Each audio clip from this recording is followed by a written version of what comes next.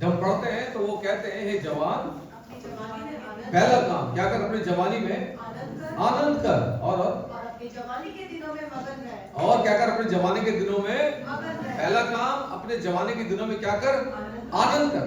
दूसरा काम अपने जवानी के दिनों में क्या रहे, मगन रहे। और अपनी क्या कर, मेरे प्रियो, इसका मतलब ये सलाह नहीं दे रहा है कि आपको क्या आप मनमानी करें जवान, बल्कि ये उल्हाना है, ये उल्हाना है। क्योंकि जवान बच्चे मेरे प्रियो आजकल वो अपने ही दुनिया में जीना चाहते हैं, वो अपनी मौज मस्ती करना चाहते हैं, और इसलिए वो अपने माता पिता की बात को भी टालते हैं, और ये अधिकतर होता है। गुजरे दिनों पर जब मैं एक पासवान से बात कर रहा था तो मैं उनको ये बोल रहा था कि जवान बच्चे ऐसा बोलते हैं, भी तुम्हें क्या पता है ये दुनिया कहां से कहां जा रही है, तुम्हें कुछ पता नहीं है, तुम्हें कुछ मालूम नहीं है। और ऐसा कहकर के वो क्या करते हैं, अपने मन की इच्छा को पूरा करते हैं। और इसलिए राजा सुलेमान ने यहां उलाना दिया, क्या कहा, अपनी मनमानी कर और अपनी आंखों की दृष्टि के अनुसार चल। सुनिए क्या लिखा है, अपनी आंखों की। सुलेमान ने तब लिखा जब हमारे हाथ में मोबाइल भी नहीं था, है? और आज क्या है, हम अपनी दृष्टि के अनुसार जवान लोग क्या करते हैं, चलते हैं, बस में भी, मेट्रो में भी, सड़क पर भी और घर में भी, है ना। आगे लिखा है, लेकिन परंतु ये जान रख, क्या जान रख, कि इन सब बातों के विषय परमेश्वर इन सब बातों के विषय में क्या करेगा परमेश्वर, तेरा न्याय करेगा। परमेश्वर क्या करेगा, तेरा न्याय करेगा। कलीसिया के अंदर जवान लोग जो हैं वो कलीसिया का धन है, सुनेगा।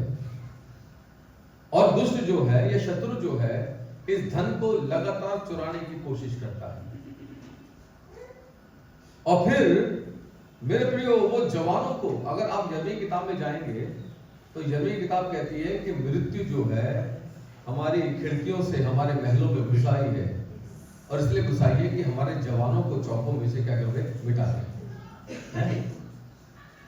यहोवा न्याय करेगा, परमेश्वर न्याय करेगा।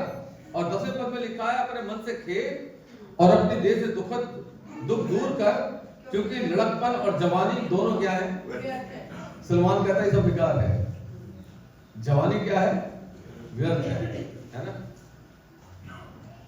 दुनिया के लिए जवानी काम की हो सकती है, लेकिन परमेश्वर की दृष्टि में ये जवानी तभी काम की है जब मैं और आप प्रभु से प्यार करें, तभी मैं और आप अपने जीवन पर इन ब्लेसिंग्स को ले सकते हैं। अगला पद पढ़ देंगे फिर हम प्राप्त हो जाएंगे। अपनी जवानी के दिनों में अपने सृजनहार को याकर स्मरण कर। क्यों? इससे पहले कि विपत्ति के दिन आए और वे वर्ष आए जिनमें तू ये कहे कि मेरा मन क्या है, इनमें नहीं लगता।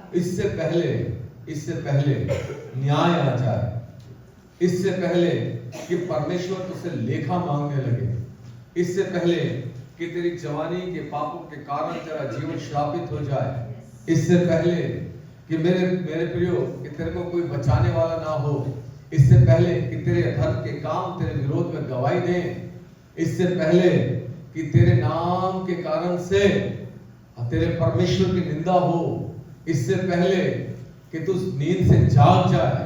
सुनेगा, बाइबल कहती है तू अपने सृजनहार को क्या कर, स्मरण कर। बाइबल के अंदर दानियल नबी किताब में कुछ जवान हैं जो गुलामी में गए थे, है ना, और ना केवल गुलामी में गए बल्कि उनको खोजा बना करके बेबीलोन में रहना पड़ा, ठीक है। और राजा ने उनके लिए भोजन की व्यवस्था की, लेकिन उन्होंने अपने परमेश्वर के कारण उसका इनकार किया और उन्होंने कहा कि हम ये भोजन खाकर अपने आप को श्रापित नहीं करेंगे, बल्कि हम सात पात ही खाएंगे। एक हफ्ते के बाद तो देख लेना। और जब उन्होंने देखा तो देखा कि इन जवानों के चेहरे के ऊपर ज्यादा लाली थी।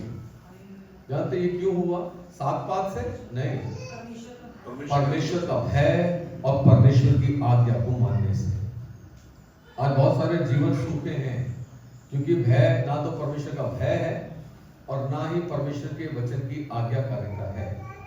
वो परमेश्वर का भय नहीं मानना चाहते, वो परमेश्वर की आज्ञा को मानना नहीं चाहते, और यही वो बड़ा कारण है जिसकी वजह से उनके जीवन पर और उनके कामों पर आशीष नहीं होती और फिर वो सूखते चले जाते हैं। खुदावंद का मैं धन्यवाद करता हूँ। आइए हम प्रार्थना की तरफ जाएंगे, हम अपने आंखों को बंद करेंगे। आसमान और जमीन के खुदा, हम प्रभु यीशु मसीह के नाम में आपके पास में आते हैं। बड़े दिल से हम आपका शुक्र करते हैं, आपकी दया के लिए, आपके अनुग्रह के लिए। आपने हमें संभाला है और खुदावन आपका वचन हमसे बोलता और बातचीत करता है। सच्चे खुदावन, हम तो अधर्मी थे, लेकिन तूने अपने पुत्र यीशु के लहू से हमें शुद्ध किया, पवित्र किया। हम तेरे निहायत शुक्रगुजार हैं।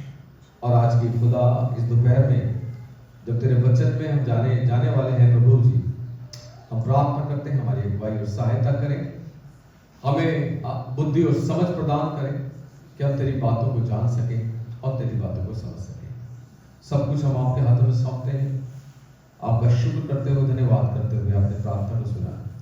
मेरे प्यारे पिता प्रभु यीशु मसीह, आपके ही बड़े जिंदा जलाली और सामर्थ्य नाम से हम इस प्रार्थना को मांग लेते हैं। आमीन, आमीन, आमीन। हालेलुया। समय 2:10 हुआ है। आइए सीधा परमेश्वर के वचन की तरफ जाएंगे ताकि हम आगे बढ़ सकें। हालेलुया। धन्यवाद जी, धन्यवाद जी। तेरा शुक्र करते हैं खुदा। खुदाओं का मैं धन्यवाद करता हूँ आज के इस बड़े विशेष दिन में, जबकि खुदा मुझे और आपको 2026 के इस तीसरे रविवार में आने के लिए प्रभु ने मेरी और आपकी सहायता को किया है। गुजर दिनों से मैं प्रभु बहुत सारी बातों को बताते आ रहे हैं और आज सुबह में भी प्रभु ने कई सारी बातों को दिया और कई सारी बातों को खोला।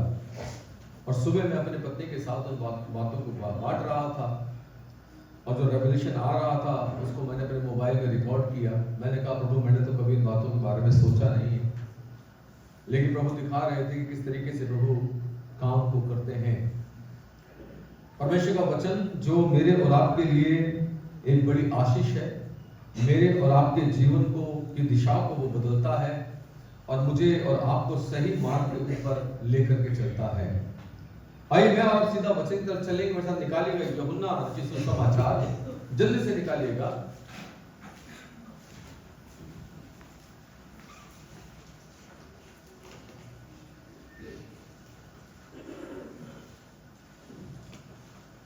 उसका 12 अध्याय है।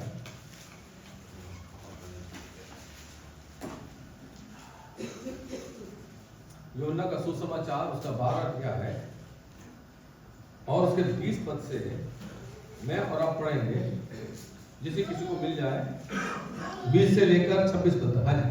जो लोग उस पर्व में आराधना करने आए थे, उनमें से कुछ यूनानी थे। हाँ। उन्होंने गलील के बैतसैदा के रहने वाले फिलिप्पुस के पास आकर उससे विनती की, हाँ। श्रीमान, हम यीशु से भेंट करना चाहते हैं। बस यही रुकेंगे, हम धीरे करके आगे चलेंगे। मैं खुदावंद का बहुत धन्यवाद करता हूँ क्योंकि प्रभु यीशु मसीह का जीवन मेरे प्रियो, मेरे और आपके जीवन को ना केवल एक नई दिशा प्रदान करता है, बल्कि प्रभु यीशु मसीह के मुख से निकले हुए वचन मेरे प्रियो मुझे और आपको आत्मिक संतुष्टि प्रदान करते हैं और मैं और आप उस जीवन की रोटी को जो प्रभु के मुख से निकलती है, मैं और आप प्राप्त कर पाते हैं। मेरे प्रियो, मैं धन्यवाद करता हूं जब मैं और आप इस अध्याय को पढ़ते हैं तो मैं और आप देखते हैं कि इस अध्याय के अंदर कई सारी विशेष घटनाएं घटी हैं।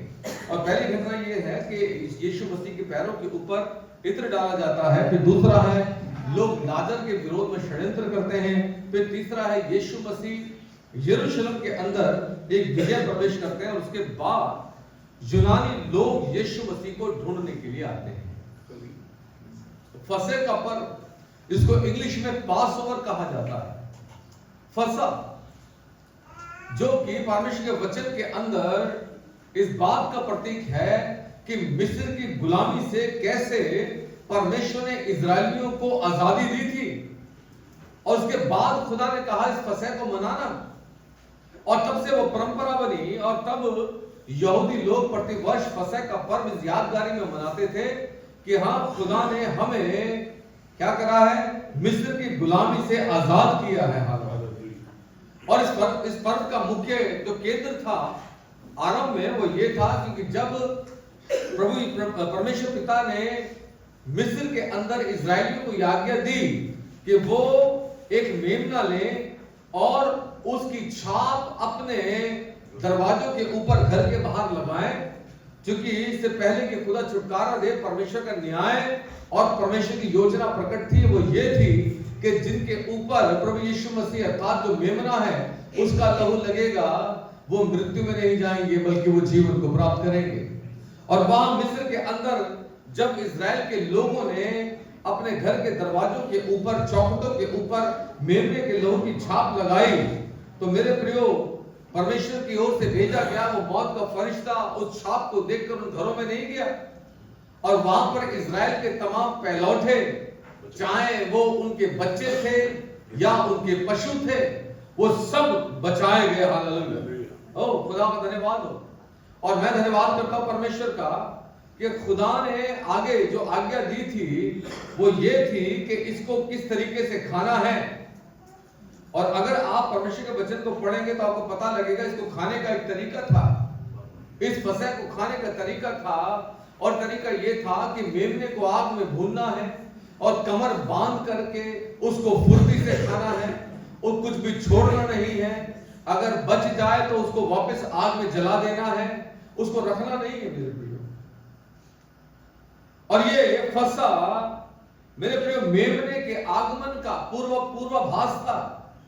ये एक तरीके की प्रोफेसी थी, एक तरीके की ये भविष्यवाणी थी। क्या कि आने वाले समय में एक मेमना, एक फसह का मेमना आएगा, और वो मेमना तुम्हें वास्तविकता में आजादी देगा। अभी तो तुम केवल मिस्र की गुलामी से आजाद हुए हो, लेकिन वास्तविक गुलामी जो पाप की है उससे तुम्हें वो आने वाला मेमना क्या देगा, छुटकारा देगा। सुनिएगा, और बाइबल ये बताती है इस पर्व के अंदर जब यीशु मसीह आया, और मेरे प्रियो यीशु मसीह अपने चेलों के साथ वहां पर था, और वहां पर हम देखते हैं कि वहां उस पर्व में आराधना करने के लिए आए हुए लोगों में कुछ यूनानी लोग भी थे। प्रभु यीशु मसीह केवल यहूदियों के लिए आया था। सुनिएगा, यहूदियों के बीच में से वो निकला था, और इसलिए यीशु मसीह ने इस बात को भी कहा, मैं इज़राइल की खोई हुई भेड़ों के अलावा किसी और के पास नहीं भेजा गया हूं। लेकिन यहां पर ये यूनानी जो अन्य जाति लोग हैं, और अगर आप यूनानी लोगों के बारे में अगर मैं आपको बताऊं, यूनान की सभ्यता एक बड़ी पावरफुल सभ्यता थी। अगर आप इतिहास में जाएंगे, थोड़ा यूनान के बारे में पढ़ेंगे तो आपको पता लगेगा। और एक बहुत लंबा चौड़ा साम्राज्य यूनान ने खड़ा किया था, और यूनान की भाषा यानी यूनानी भाषा और हमारा नया नियम भी जो है वो यूनानी भाषा में आधा से ज्यादा यूनानी भाषा में लिखा गया था। और यूनानी आम बोलचाल की भाषा वहां थी, और यूनानी विचारक जो थे उनका प्रभाव उस समय के बहुत से लोगों की विचारधारा के ऊपर पड़ा था, और इस कारण से कई सारी बातों में लोगों का दृष्टिकोण वो क्या हो गया, वो परिवर्तित हो गया था, वो परिवर्तित हुआ। हालेलुया, मैं परमेश्वर का बहुत धन्यवाद करता हूं।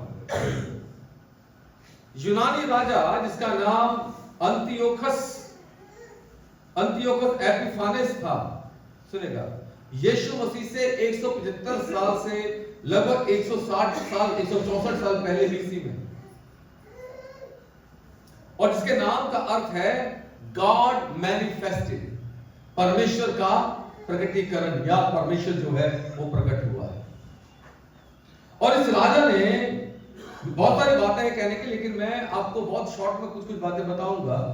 इसने यहूदियों के ऊपर अपने प्रभाव को जमाने के लिए क्या करा, इसने यहूदी मंदिर में अपने यूनानी देवताओं की एक वेदी को बना दिया। राजा था, और यहूदी लोग उसका विरोध नहीं कर पाते। और उसने क्या करा, उनके मंदिर में एक वेदी की स्थापना को किया और वेदी की स्थापना करके अपने देवता की एक वेदी वहां पर बना दी, उसके ऊपर रखा।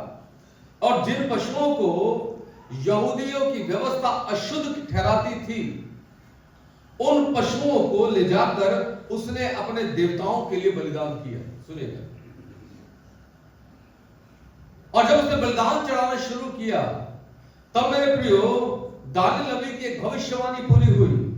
दानियल नबी की किताब, उसका 11 अध्याय, उसका 31 पर जल्दी से इसको मिल जाए, जब निकालिएगा Daniel, the book of Daniel, yes, उसका 11 अध्याय, उसका 31, जल्दी से, हाँ जी, 31, उसके सहायक हाँ खड़े होकर हाँ, दृढ़ पवित्र स्थान को अपवित्र करेंगे। लिखा तब उसके सहायक खड़े होकर दृढ़ पवित्र स्थान को क्या करेंगे, अपवित्र करेंगे। और नित्य होम बलि को बंद करेंगे। और वे उस घृणित वस्तु को खड़ा करेंगे। और वे उस घृणित वस्तु को खड़ा करेंगे जो उजाड़ करा देती है। जो क्या करा देती है। उजाड़ करा। जानते हैं बाइबल की, दानियल की भविष्यवाणी में इस बात को कहा गया कि जब तुम उस उजाड़ने वाली घृणित वस्तु को पवित्र स्थान में खड़ा देखो, तो इस बात को समझ जाना कि मेरा आना जो है वो बहुत निकट है। यूनानी राजा ने मेरे प्रिय इस काम को किया, और यहां मैं और आप देखते हैं कि उन यूनानी लोग, वे यूनानी लोग जो यीशु मसीह को जानते नहीं थे लेकिन चर्चा सुनी थी, जो इज़राइल के परमेश्वर के ऊपर भरोसा नहीं रखते थे, वो यीशु मसीह के कामों के कारण उससे मिलने के लिए आए थे। वो उस पर्व में आए थे जो इस बात का साक्षी था कि परमेश्वर यहोवा ने अपने लोगों को मिस्र की गुलामी से आजादी दी है। और ये यूनानी लोग यीशु मसीह के पास आते हैं और बड़े ही सभ्यता से, बड़े ही श्रद्धा से, बड़े ही आदर के साथ वो फिलिप्पुस के पास आकर उससे विनती करते हैं और कहते हैं, सर क्या, we want to meet Jesus, हम यीशु से मिलना चाहते हैं। हम यीशु मसीह से मिलना चाहते हैं। यूनानी लोग जिनके पास ज्ञान था, यूनानी लोग जिनके पास मेडिकल साइंस थी, जिनके पास फिलोसोफर थे, अद्भुत विचारक थे, उनकी अपनी एक थ्योरी थी और उनका प्रभाव अन्य संस्कृतियों के ऊपर, अन्य समाजों के ऊपर बहुतायत के साथ पड़ रहा था। और बाइबल कहती है यूनानियों के बारे में, क्योंकि पौलुस ने अपनी पत्री में इस बात का जिक्र किया, पहला कुरिन्थियों 3 अध्याय 19 पद वहां पे लिखा हुआ है। मैंने कहा यूनानियों के पास बहुत ज्ञान था, और पौलुस कहते हैं यूनानी ज्ञान की खोज में रहते हैं, वो खोज रहे थे ज्ञान को, लेकिन अब उनका ज्ञान अधूरा था, क्योंकि अब वो यीशु मसीह से मिलने के लिए आए ताकि उस ज्ञान को समझ सके, उसकी बात को सुन सके, क्योंकि वो प्रभावित थे यीशु मसीह की शिक्षा से, यीशु मसीह के कामों से वो प्रभावित थे। कुछ साल पहले मेरे प्रियो हम नागपुर में गए, हमारी कॉन्फ्रेंस थी, हमारी जो ऑर्गेनाइजेशन है उसकी एक फैमिली कॉन्फ्रेंस थी, और उस कॉन्फ्रेंस का जो थीम था वो था इन्फ्लुएंस द इन्फ्लुएंसर्स, मतलब प्रभाव डालने वालों के ऊपर प्रभाव डालना।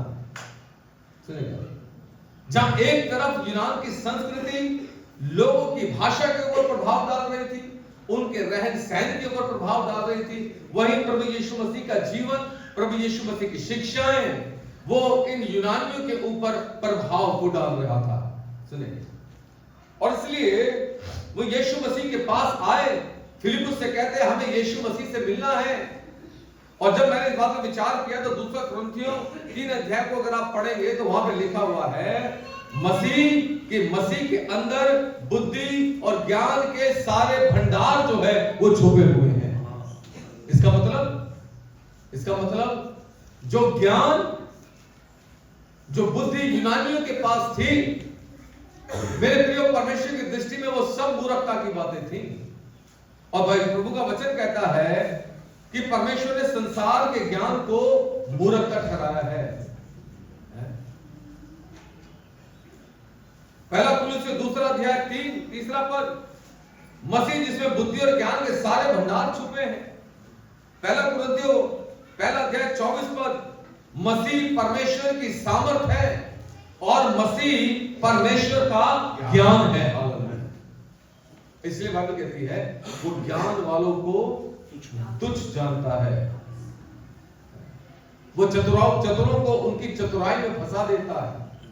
और फिर यूहन्ना 17:3 में प्रभु का वचन कहता है और अनंत जीवन ये है कि वो तुझ एकमात्र सच्चे परमेश्वर और जिसको तूने भेजा है अर्थात प्रभु यीशु मसीह को जाने। Who is the knowledge of God? Who is the revelation of God? जो क्या है? परमेश्वर का ज्ञान है और जो परमेश्वर का प्रकाशन है, बल्कि मैं ऐसा कहूंगा He is the ultimate revelation of God to the mankind. वो पूरी मानव जाति के लिए अंतिम क्या है? वो परमेश्वर पिता का प्रकाशन है, उसके अलावा कोई कुछ नहीं। हालेलुया। वो मिलने के लिए आए,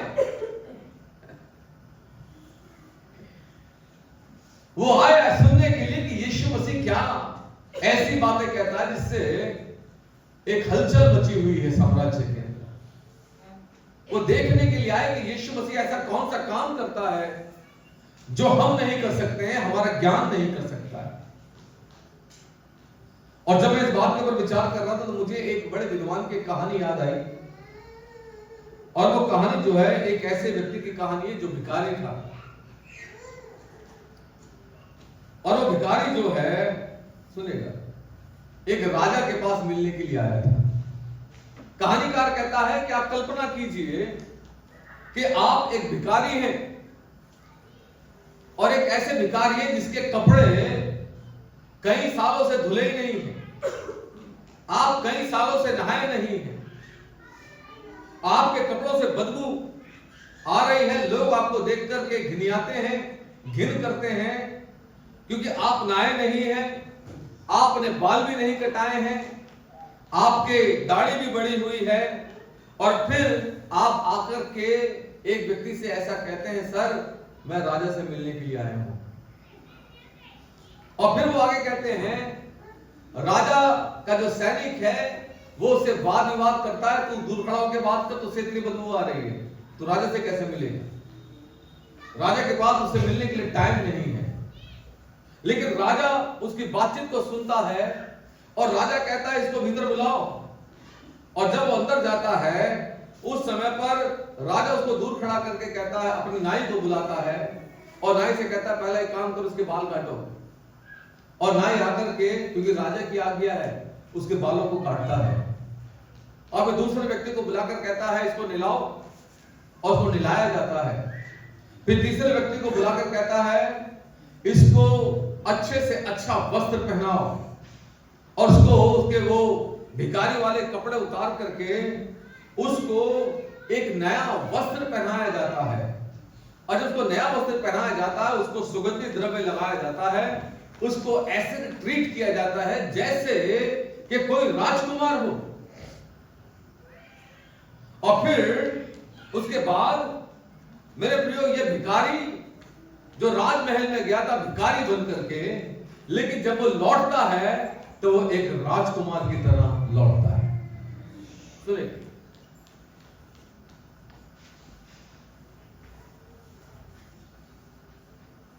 प्रभु कह रहे हैं उनको बुलाओ, क्योंकि प्रभु कहते हैं कि अब वो समय आ गया है कि मनुष्य के पुत्र की महिमा हो, है ना? अगर आप 23 पद को पढ़ेंगे तो वहां लिखा, इस पर यीशु ने उनसे कहा वो समय आ गया है। क्या समय आ गया है? कि मनुष्य के पुत्र की महिमा हो। सुनिएगा, जब यूनानी लोग उससे मिलने के लिए आए तो मेरे मन में एक पद बाइबल का आया, और बाइबल कहती है कि अन्य जाति लोग उसके नाम पर आशा रखेंगे। प्रभु कहते हैं जाओ, राज्य का सुसमाचार हर एक को सुनाओ, हर जाति के लोगों को चेला बनाओ, उनको आज्ञा मानना सिखाओ। और जब प्रभु इस बात की बात करते हैं तो मेरे प्रियो, मेरे और आपके सामने एक अलग डायरेक्शन आता है। एक अलग दिशा आती है कि सुसमाचार ना केवल यहूदियों के लिए है, सुसमाचार पृथ्वी के हर एक जाति और हर मनुष्य के लिए है, चाहे वो कोई भी क्यों ना हो। लेकिन जो कोई भी यीशु मसीह के पास आएगा, मेरे प्रिय, वो भिखारी बनके जरूर से आएगा, लेकिन यहां से राजकुमार बन के जाएगा। आमीन। मानो जब प्रभु कह रहे हैं वो समय आ गया है कि मनुष्य के पुत्र की महिमा हो, प्रभु कह रहे हैं कि तुमने तो मुझे कम जाना है, लेकिन ये अन्य जाति के लोग जो अपने पास मेरे पास आएंगे, ये मुझको तुमसे ज्यादा क्या करेंगे, जान पाएंगे। सुनिए, और जब वे 24 पद में जब आप जाते हैं तो वहां बाइबल ये कहती है, लिखा है, क्या लिखा है, मैं तुमसे क्या कहता हूं, सच सच कहता हूं। सुनिएगा, यूनानी लोग कहां हैं यीशु मसीह के पास मिलने के लिए। चेलों ने आकर खबर दी, बजाय इसके कि प्रभु यूनानी लोगों से कुछ पूछते, भाई तुम क्यों आए हो, तुम मुझसे क्या चाहते हो मैं तुम्हारे लिए करूं।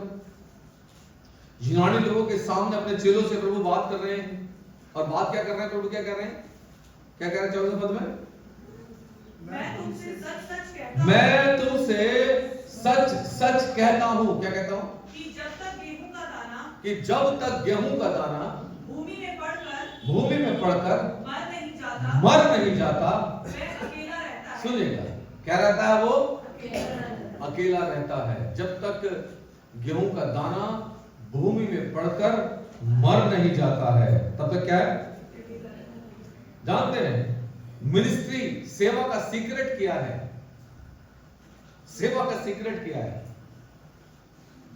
सेवा का सीक्रेट है टू डाई, मर जाना। आजकल लोग जो हैं वो चिन्ह चमत्कारों की तरफ दौड़ते हैं, आजकल लोग जो हैं वो चंगाई की तरफ दौड़ते हैं, लेकिन प्रभु यीशु मसीह लोगों को अपने चिन्ह और चमत्कार के द्वारा अपनी ओर नहीं खींच रहा। प्रभु कहते हैं जब तक गेहूं का दाना भूमि में पड़कर मर नहीं जाता, तब तक क्या रहता है, वो अकेला रहता है। कैसी कमाल की बात है, आपने सोचा, कभी विचार किया, यूनानी लोग कह रहे हैं हम तो मिलने के लिए आए हैं, और ये हमारी कोई बात कर नहीं रहा है, और ये अपने अपनी बात कर रहा है, और वो भी ऐसा उदाहरण दे रहा है जो हमारी समझ से बिल्कुल बाहर है। अरे गेहूं तो किसान बोता है, और तो हमें पता सड़ जाती है खेत के अंदर, और फिर फसल आती है। प्रभु भी तो यही कह रहे हैं, है ना। इतना ज्ञान तो यूनानियों को था। फिर प्रभु कह क्या रहे थे, जानते हैं प्रभु क्या कह रहे थे, प्रभु कह रहे थे मेरी मृत्यु के बाद न जाने कितने लोग मुझ जैसे उत्पन्न हो जाएंगे। बहुत लोगों को समझ में नहीं आता है ना, उनके लिए प्रभु यीशु मसीह के पास आना बहुत फॉर्मेलिटी है, चलो चल चलना है, चलो यार चलो, नहीं इनको 5 साल फिर वहां से बोल देंगे ऐसा है नहीं। काश कि मैं और आप परमेश्वर के वचन की गहरी को समझ पाए। प्रभु कह रहा है वो अकेला रहता है जब तक मर नहीं जाता। अगर सेवा में बढ़ोतरी चाहिए तो फिर प्रभु यीशु मसीह में मरना पड़ेगा, और आप जैसे जैसे अपने आप को शून्यता में लाते जाएंगे मेरे प्रियो, वैसे वैसे मसीह की सुगंध आपके जीवन से उठेगी, और वो सुगंध बहुतों को आपकी ओर आकर्षित करेगी, और वो सुगंध के कारण बहुत सारे लोग आपकी तरफ खींचे चले आएंगे, ताकि आप अपने जीवन को उनके जीवन में डालकर मल्टीप्लाई कर सकें। ये तो प्रभु कह रहे हैं। वो तब तक कि अकेला हो जाता है, अकेला रहता है तो मर नहीं जाता, परंतु जब मर जाता है तो बहुत फल लाता है, तब बहुत फल लाता है। अगर आप देखिए यूहन्ना का सुसमाचार 15 अध्याय और 16 पद को पढ़ेंगे तो देखिए, चलते हैं। नहीं, क्या लिखा है, तुमने मुझे नहीं चुना, प्रभु अपने चेलों की तरफ देख के कहते हैं तुमने मुझे नहीं चुना है, परंतु मैंने तुम्हें चुना, परंतु क्या है, मैंने तुमको किसने चुना है? और तुम्हें नियुक्त किया है और तुम्हें नियुक्त किया है कि तुम जाकर फल लाओ, जाकर के क्या करो? फल लाओ, तुम जाकर के फल लाओ और तुम्हारा फल बना रहे, और तुम्हारा फल जो है, बना रहे, अब सुनिए, अब सुनिएगा। कि तुम मेरे प्रभु कह रहे हैं मैंने तुम्हें चुना है, मैंने तुम्हें नियुक्त किया है, किस लिए? फल लाओ। नहीं नहीं, तुम जाकर के मर जाओ। फल लाने के लिए तो कुछ करना पड़ेगा ना, नहीं? और प्रभु कह रहे हैं बिना मरे तो फल आएगा नहीं।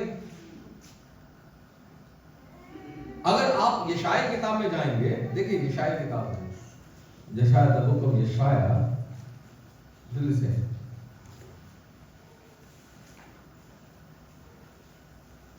तो 53 अध्याय होना चाहिए, 53 नहीं होगा।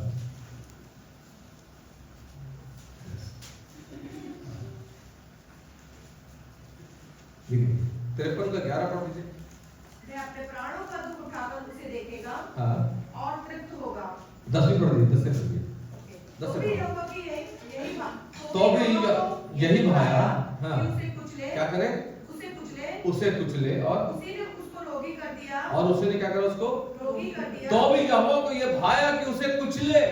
इसका मतलब है परमेश्वर यहोवा ने संसार में अपने आप को अपने पुत्र के रूप में, बीज के रूप में रखकर के क्या करा? इस जमीन के ऊपर क्या करा? उसको क्रश किया है। और आगे लिखा है उसे कुचले, उसने क्या करा? उसको रोगी कर दिया। जब वो अपना प्राण दोष बलि करे तो तब वह अपना वंश देखने अरे पाएगा। कैसे? हाँ, जब वो अपना प्राण क्या करेगा?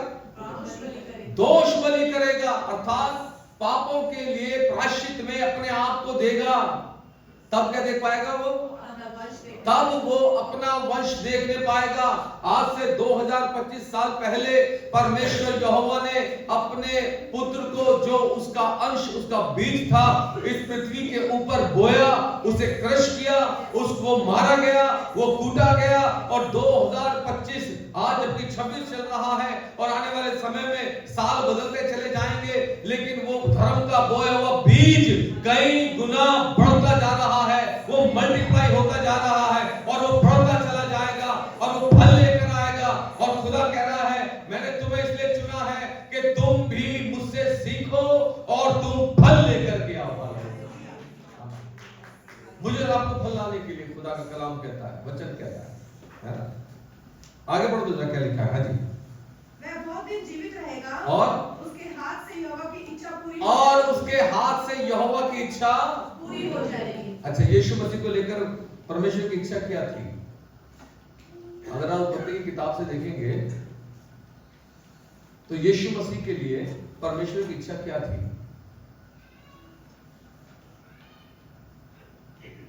परमेश्वर का मेमना जो जगत की उत्पत्ति के समय से घात किया गया, यही परमेश्वर की योजना थी, ताकि वो वंश देख सके। हालेलुया। और मेरे प्रिय, चूंकि मैं और आप उसी बीज का अंश हैं, सुनेगा,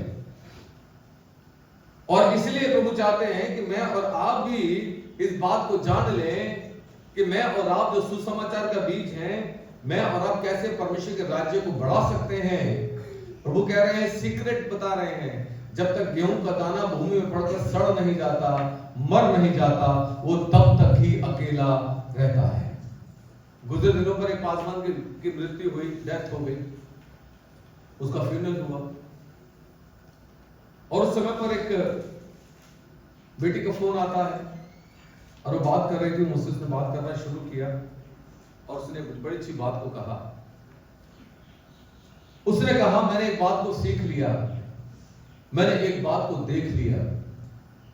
मैंने कहा अच्छा बताओ क्या देखा? उसने कहा मैंने ये देखा कि पासवान लोग अपने जीवन भर बोते ही रहते हैं और वो आखिर में अपने आप को भी बो देते हैं। सुनिए, और तो मैंने उससे कहा, मैंने कहा तुमने जो देखा वो सही देखा, लेकिन बहुत सारे लोग हैं जिनके पास वो नजर नहीं है कि वो देख सके।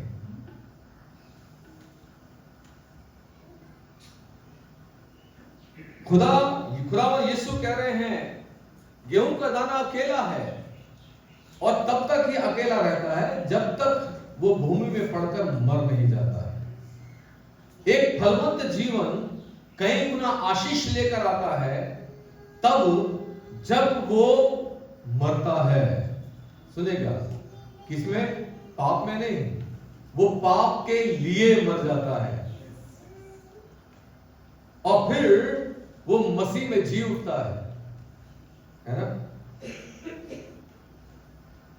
थैंक यू जीसस, धन्यवाद यीशु। प्रभु कह रहे थे, अरे यूनानियों, तुम मुझसे मिलने के लिए आए हो, अरे तुम मुझसे केवल कुछ मिनट के लिए मिलोगे, तुम मुझे सिर्फ थोड़ी देर के लिए देखोगे, लेकिन मैं तुमसे यह चाहता हूं कि तुम मुझे देखो और मेरे जैसे बन जाओ। लुक एट मी, मुझे देखो और तुम मेरे जैसे बन जाओ। प्रभु यीशु मसीह ने इस बात को कहा था। उसने कहा, और जब मैं सूली पर उठाया जाऊंगा तब मैं बहुतों को अपने पास खींच लूंगा। यही तो फल है। आज मैं और आप उस यीशु मसीह का फल हैं जो क्रूस के ऊपर ऊंचा उठाया गया। लेकिन तो भी प्रभु ये नहीं कहते हैं कि केवल मैं ही फलवंत होना चाहता हूं। प्रभु कह रहे हैं, मैं चाहता हूं कि तुम भी फलवंत हो जाओ। इस सीक्रेट को समझो। तुम्हें मेरे प्रियो पाप के लिए मरना पड़ेगा, तुम्हें अपने ईगो के लिए मरना पड़ेगा, तुम्हें अपनी बुरी आदतों के लिए मरना पड़ेगा, तुम्हें अपने सोच के लिए मरना पड़ेगा। अरे तुम्हें जीना पड़ेगा मेरी आत्मा के द्वारा। और जब तुम जीने लगोगे तब क्या होगा? तुम फलवंत होने शुरू हो जाओगे। तब फलवंत होंगे, उससे पहले नहीं। उसके पहले तो सिर्फ बातें करते हैं, है ना? लेकिन जैसे जैसे मरेंगे वैसे वैसे खुदा मुझे और आपको फलवंत करेगा। हालेलुया। मेरे प्रिय, बहुत से जब भारत में अंग्रेज आए, सुनेगा, अंग्रेजों का बड़ा प्रभाव भारतीय के ऊपर पड़ा। उन्होंने सुसमाचार प्रचार किया तो बहुत से भारतीयों ने यीशु मसीह को ग्रहण किया और उन्होंने अपने ड्रेसअप को भी चेंज किया। उन्होंने सोचा शायद हम अंग्रेजों की तरह ड्रेस पहन करके हम इंग्लिश हो जाएंगे, लेकिन वैसा हुआ नहीं। कई लोगों ने अपने नामों को बदल लिया। उन्होंने सोचा शायद हमारे नाम बदले जाएंगे तो शायद लोग हमारे अंदर मसीहत आ जाएगी, लेकिन ऐसा हुआ नहीं मेरे प्रिय, ऐसा हुआ नहीं। मैं और आप भारतीय हैं, हम अपने लेवल के ऊपर अपने आप को बदलने की कोशिश करते हैं, लेकिन परमेश्वर प्रभु यीशु मसीह कहते हैं तुम खुद को अपने आप से बदल नहीं सकते हो। अगर तुम मेरे पास आओगे तो मैं तुमको बदलूंगा, अपने आप से नहीं। कैसे? मैं तुमको बदल दूंगा। और आज यही तो दौड़ चल रही है। मैं और आप कर क्या रहे हैं? यही तो कर रहे हैं। मैं और आप धीरे धीरे अंश अंश करके अपने आप को परिवर्तन करने की स्थिति में ला रहे हैं। मैं और आप परमेश्वर की आज्ञा में अपने आप को रखने का प्रयास कर रहे हैं ताकि हम मर जाएं, लेकिन यीशु मसीह हमें जीवित हो जाए। हालेलुया। यही सेवा का सूत्र है, यही सेवा का सूत्र है। अगर आप पहला कुरिन्थियों 5 अध्याय 15 पद को देखेंगे तो पौलुस ने इस गहरे भेद को जाना। उसने एक पद को लिखा, देखिए फिर आगे चलेंगे। हाँ जी, क्या लिखा है? पहला कुरिन्थियों 5 का 15 जल्दी से पढ़ दीजिए, फिर हम आगे चलते हैं।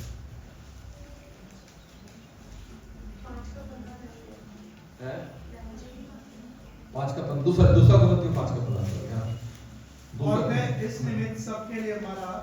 पौलुस कहते हैं और वो इस निमित्त का मतलब इसलिए क्या करा? सबके लिए मर गए। हाँ लिखा मरा कि जो जीवित है आगे को अपने लिए ना वो आगे को अपने लिए ना जिए, परंतु उसके लिए जिए जो मरा और फिर कलीसिया के लिए ये निर्देश है। क्या? किसके लिए जीना चाहिए? किसके लिए जीना चाहिए? यीशु मसीह के लिए, है ना? और अगर मैं और आप प्रभु के लिए जीना सीख जाएंगे ना तो हम बहुत सा फल ला सकते हैं, अन्यथा बड़ा मुश्किल है। चलिए आगे चलते हैं।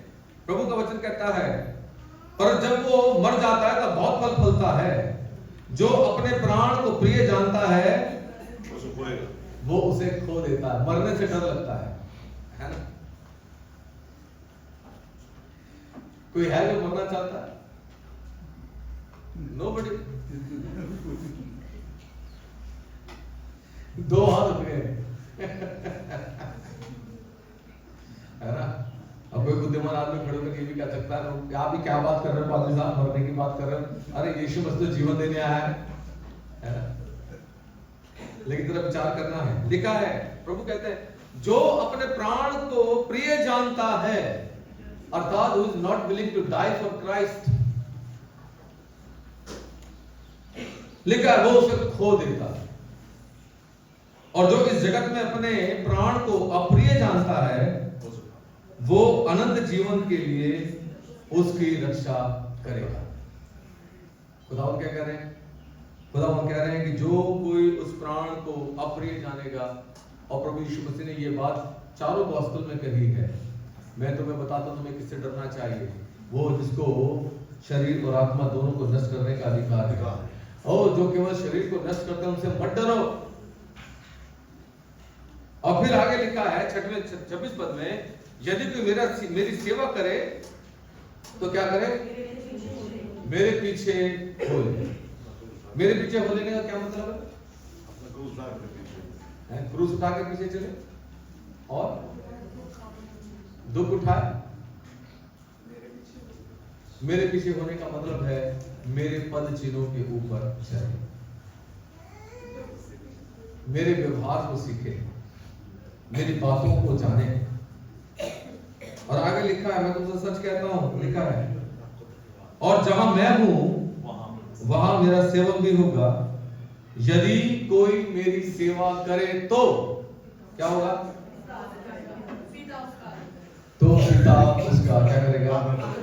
और मेरे प्रिय, सेवा करने का ये भाव, सेवा करने का ये मौका परमेश्वर ने हम में से प्रत्येक को दिया है। और इसलिए दिया है ताकि मैं इस बात को, मैं और आप जाने कि अगर मुझे और आपको पिता का फेवर चाहिए तो बिना कुछ करे, बिना कुछ कहे, अपने आप को अधीनता में लाते हुए मैं और आप अपने प्रभु की सेवा करें। और उसकी सेवा क्या है? उसकी सेवा है अपने आप को पवित्र, जीवित और भाव का हुआ बलिदान करके चलाना। उसकी सेवा है सुसमाचार का प्रचार करना। उसकी सेवा है अपने आप को एक सशक्त गवाह बनाना। अगर मैं और आप इस तरीके से अपने जीवन को जिएंगे तो मेरे प्रियो, मैं और आप इस दुनिया को छोड़ने से पहले अपने जैसे कई फलों को खुदावंद की महिमा के लिए यहाँ रख पाएंगे और खुदावंद के थ्रू जा सकेंगे। सो मे गॉड ब्लेस यू। खुदा सबको बताए के साथ में आशीष दे। आमीन।